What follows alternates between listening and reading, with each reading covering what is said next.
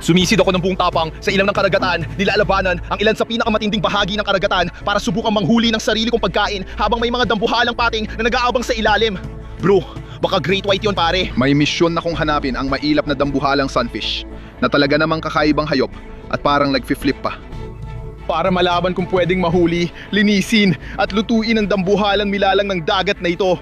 Magsisimula na tayo ngayon. Ako at ang tropa, todo na kami ngayon at isa ito sa pinakawalang kwentang araw na nangyayari ngayon. Kasama natin si Dusty at si Make dito. Ito ang plano ng atake natin ngayon mga tol. Gusto lang namin malaman kung kaya namin manghuli ng isda at mabuhay gamit ang yaman ng dagat. May spear gun, pamingwit at kasama si Aso. Ito si Grit Dandy. Sige, dahan-dahan lang tayong pumasok dito at dito na tayo mag-aangkla. Kumusta tol? Kumusta dyan? Mga tol, may nakita kami malaking pating dito. Bro, baka great white yan. Mukhang malaki talaga. Nakikita namin siya dito sa unahan.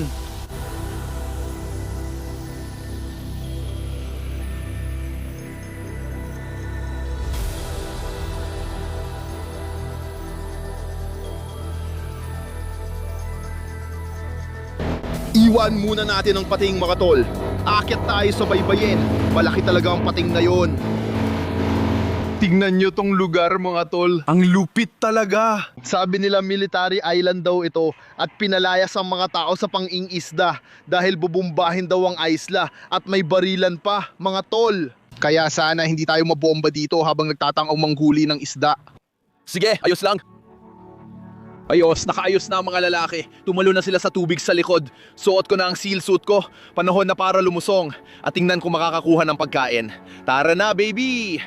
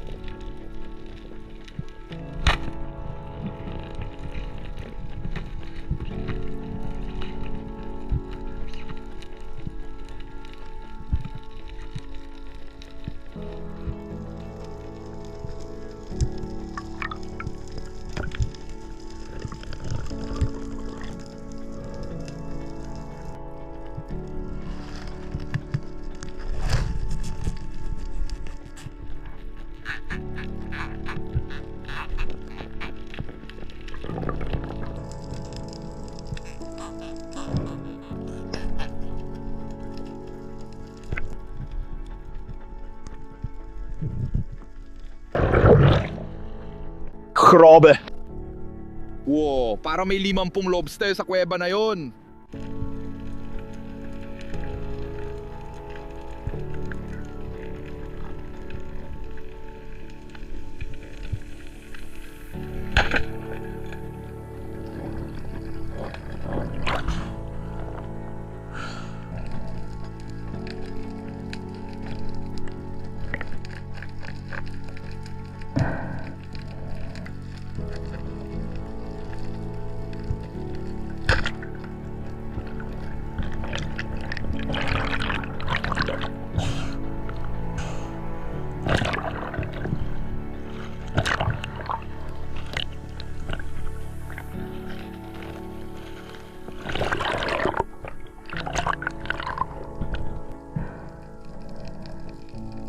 Nakatapos lang namin sa unang dive na yung umaga. Tingnan mo to, bonito. Bonita at maliit na sargo. Naliligaw na talaga ako mga tol. Hindi ko talaga alam kung ano ang mga isda na to kapag nasa ilalim ako ng tubig. Kaya sumisigaw ako sa mga tropa parang, "Oy, ano yung pulang bagay na yon? Ano yung pilak na bagay na yon? At lahat ng yan." Nakuha ko pa rin itong astig na isda dito, sobrang lupet. May nahuli na kami isda pero di pa ito ang target na species. Mataas ang energy namin. Todo bigay ang mga tropa. Ginagawa namin ang pinakagusto namin gawin. Nanguhuli ng isda, umawasak ng puso. Tara na, sige, tingin ko may nahuli na namang isda ang isa sa mga tropa. Ayun na nga, Kaliko, Bas! Sa totoo lang, di ko alam edad nyo to sa tingin mo, pero mabagal silang lumaki. Siguro mga 20 taon na ito. Ang ganda ng isdang to, tingnan mo yung bibig niya, para siyang may malaking bunganga, parang balde. Oo, parang yung parang largemouth bass. Naglalakbay kami sa baybayin, parang Jurassic Park, sobrang lupit. Balak naming sumisid sa bagong lugar para maghanap ng ibang isda. Kakarating na namin sa bagong lugar, dito sa likod namin. May ilang lugar lang dito na tambayan ng pain at nililibot lang namin mga 3-4 spot. Kadalasan dumadaan lang sila o tinatapon namin ang crack pipe sa kanila. Itong maliliit na ito? Oo, mag-ingat ka sa usapang crack pipe, kuya. Tara na, pasok na tayo sa tubig mga tol. Subukan natin mga huli.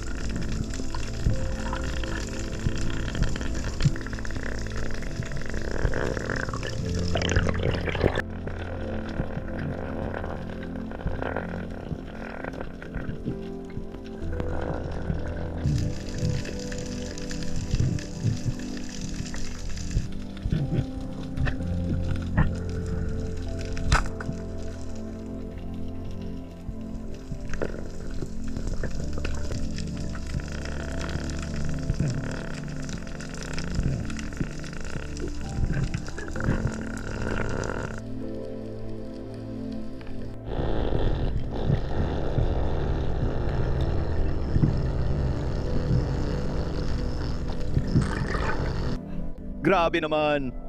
Nakita niyo ba yung tunang dumaan? Ganito sila kalalaki. Ang well nun.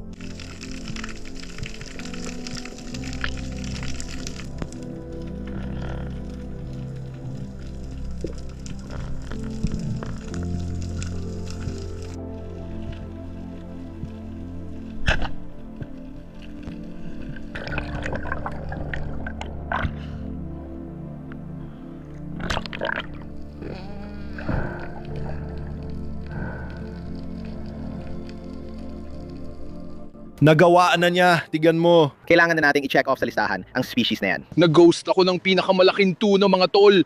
Pumasok sila, sobrang lalaki nila. Saya namin ng tropa, isa sa pinaka-epicong araw. Nagda-dive kami. May ilan na kaming pinakamagagandang isda ng California sa Eskay. Pero may isa pa kaming matagal ng gustong misyon na yung araw. Sige, pauwi na kami ngayon. Susubukan namin maghanap ng mola or sunfish at tingnan kung kaya namin tamaan ng sibat. Matagal ko nang gusto ang sumubok nito. Uy, nakatikim ka na ba nito dati? Nasubukan mo na? Hindi pa, pero marami na ako napanood na video ng mga tao sa Japan at iba pang lugar na hinihiwa at tinitikman ito. Itong malalaking sunfish, madalas nasa ibabaw ng tubig at kumakain ng dikya, di ba? Sobrang tanga ng hayop na to. May mga video ng seal na lumalapit at kinakagat ulo nila parang kumukuha ng piraso. Ibig ko sabihin, nadaanan lang natin yung isa. Aalis na tayo, nadaanan natin yung isa pa alis. Excited na ang mga lalaki, kukunin na natin ang sunfish. Tara! Tara, kunin natin sila. Sabi ng mga lalaki, madalas daw makita ang mga isdang yun dito dahil karaniwan sila. Saan sila makikita? Legal silang kainin dito. Kaya pupunta tayo, babarilin natin ang isa, titikman at tingnan lasa. Pag nagustuhan, sikredo na lang natin to mga tol. Ayos, ito ang gusto natin. Kakakita lang talaga natin ng isa sa mga dambuhalang sunfish. Kita mo siya, nandito lang siya mismo sa tabi ng bangka. Pag pumihit siya ng patagilid, titignan natin tapos sisibatin natin siya. Hindi natin alam kung hiila siya ng sobrang lakas. Hindi rin natin alam kung gaano siya kalaki. Kaya sinisigurado lang natin na hindi tayo dehado at hindi mawawala ang baril na ito. Mas mabuti ng siguradong handa tayo. Ito yung float para sa dogtooth tuna na nilalagay sa likod. Ganun lang. At babarilin natin ay isang sunfish. Baka nagtataka kayo kung bakit kami tawa ng tawa.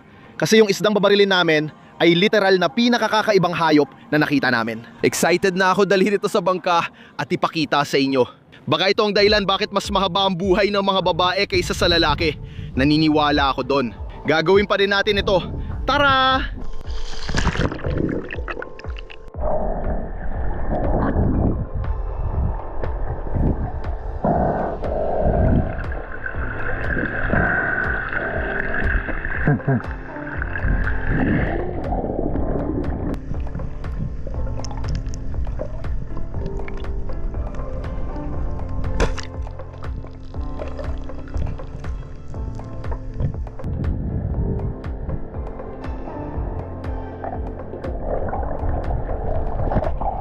Tuluyang tumagos mo yung sibat?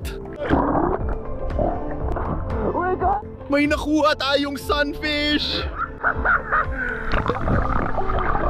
Bumababa na ako! Inahon na natin siya. Diyos ko, sobrang nakakabaliw ito.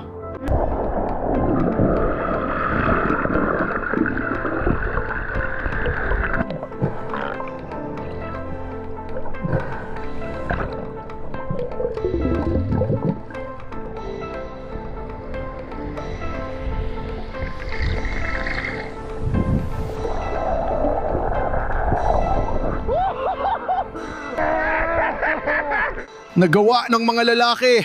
Nakuha na natin palabas sa likod ng bangka. Ang ganda ng hawak ko. Nakuha na natin ang mula. Yan mismo mga binibini at kino ay isang mula. Nagawa na ng mga lalaki. Nasa bangka na. Kailangan mo talagang pagmasdan ng hayop na to, pare. Tingnan natin ang bibig at ulo niya dito sa taas.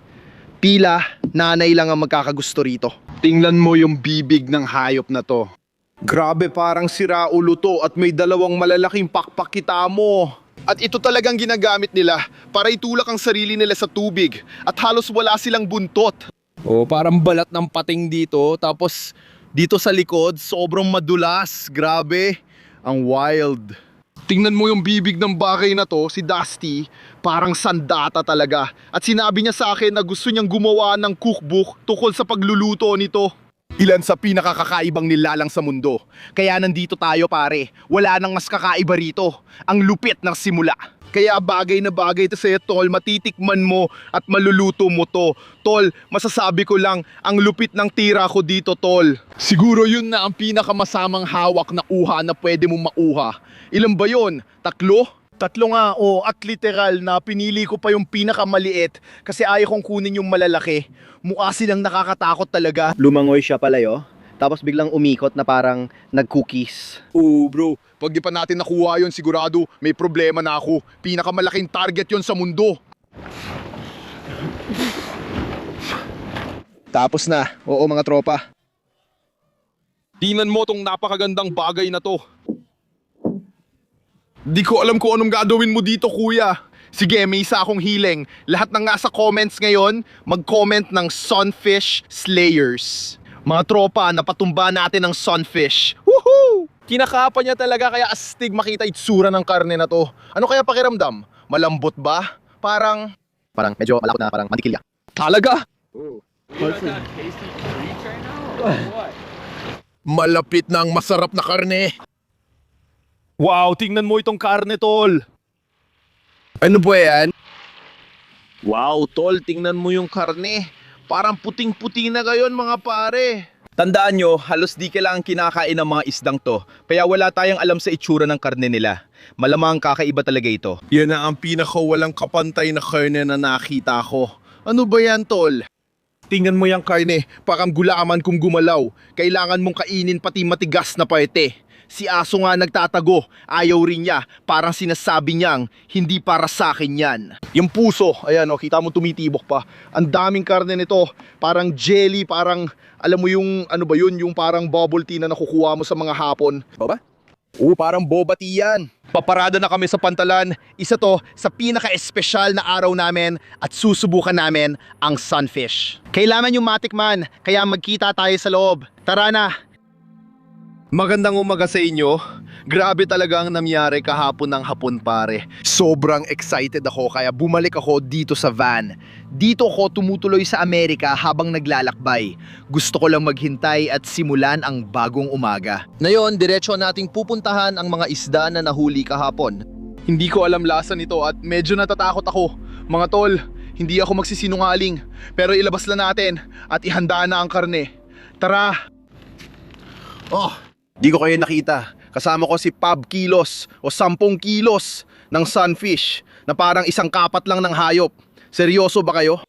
Tingnan mo parang akong si Santa Claus na may sako. Marami kaming naipamigay na karne at nagtira si Dusty para sa kanya. Siya ang magluluto dahil magaling siyang chef. Saludo sa mga tropa na umalis. Kung gusto niyo makita, gawa ni na Dusty at Make, ilalagay ko social media nila sa ibaba. Ayos, ito na siguro ang pinakawalang kapantay na karne na nakita ko. Para talaga itong layer ng kartilago. Ito, malinaw na ito ang palabas na bahagi ng sunfish. At makikita mo dito sa loob, meron itong parang layer na halos parang texture ng gulaman. Makikita mo dyan mismo. At sa tingin ko, ito ang bahagi na talagang dapat mong kainin ngayon. Ito ay itinuturing na isang delicacy sa ilang bahagi ng mundo. Noong 1700s sa Japan, pwedeng magbayad ng buwis gamit ang sunfish. Hindi ko lang alam kung pwede pa ngayon, pero sana pwede. Ang sunfish ay may sobrang liit na utak, 5 gramo lang, kahit 200 kilo sila. Isa sa pinakamaliit sa Animal Kingdom. Kumakain sila ng jellyfish, may 4 silang maliliit na ngipin sa bibig nila at pwede silang lumaki ng hanggang 3 metro ang haba at 2.25 tonelada ang bigat. Sobrang dami ng sunfish dito. Sabi ng mga lalaki na nakakakita sila ng daan-daan araw-araw. Hinding-hindi kong sasadyain na pumatay ng hayop na sa tingin ko ay nanganganib. Nagkataon lang na sabay-sabay kaming kumakain ng sunfish. May mga palikpik sila na tumutulak sa kanila sa tubig. Tingnan mo ako, ang weird ko talaga. Nakuha na natin yung laman, sobrang puti at parang jelly ang texture. Yan ang panlabas na cartilage layer ng sunfish mola. Ayan ang normal na isda kaya kita agad ang pagkakaiba. Ito sobrang puti at malambot, yung isa maganda pa rin ang kaputian at normal ang texture. Pipigain lang natin ang kata sa ibabaw, makikita mo. Sige, ilalagay lang natin lahat yan dyan. Kasi hayaan muna natin itong mababad na mga 15 hanggang 20 minuto at dapat masipsip lahat ng katas. Grabe, grabe. Nagdasal ako sa Diyos na huwag akong mamatay at maluto sana ang karne. May sibuyas tayo, may kamatis, may abukado, asin, paminta, at syempre, nandyan din ang isda natin at panghuli para pampatong, may Chick-fil-A sauce tayo. Seryoso ba to? Yung mga sound effects na yan, bro? Sheep's head? Hindi pa ako nakakakain ng ganito. Tara na. Sobrang astig yan pare, 10 sa 10 ibibigay ko. 10 yan, 10 talaga. Oras na para sa mola o sunfish. Sige, subukan natin, lunukin na natin. Masarap siya pare pero walang masyadong lasa, natutunaw lang sa bibig. Hilaw na sunfish, lunukin na natin. Sa totoo lang, masarap siya tol. Mahal ko kayo mga tol at sobrang mahal ko ang sunfish. Yubi-yubi, yubi-yubi. Sino mag-aakala na ang pinakatangang hayop ay isa pala sa pinakamasarap? Like at subscribe kung nagustuhan. Magkita uli sa susunod na adventure. Shihoo! Shihoo!